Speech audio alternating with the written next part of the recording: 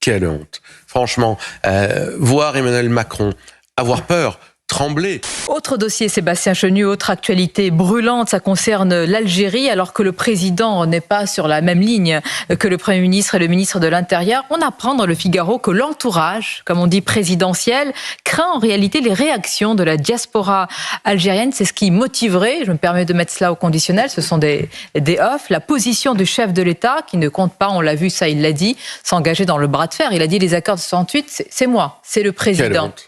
Quelle honte. Franchement, voir Emmanuel Macron avoir peur, trembler devant une réaction possible de la diaspora algérienne est honteux pour plusieurs raisons. D'abord, ça veut dire qu'il essentialise aussi nos compatriotes franco-algériens, imaginant qu'ils seraient surtout des Algériens et pas attachés au fait que la France puisse vouloir se faire respecter. Je trouve ça incroyable. Ça veut dire qu'il oublie aussi que chez les Algériens ou les franco-algériens, il y a des Kabyles, il y a toute une différentes sensibilités qui existent et qui n'amènent pas forcément au soutien du régime algérien à tout prix. Donc je pense que d'abord il essentialise et il fait preuve d'une mauvaise manière à nos compatriotes franco-algériens. Et puis la deuxième chose, comment peut-on accepter d'être président d'un pays, la France, qui se fait humilier, qui ne réagit pas et qui dit simplement on va continuer à prendre des thés avec les dirigeants algériens en regardant si on peut pas améliorer sur un coin de table 2-3 choses très gentiment.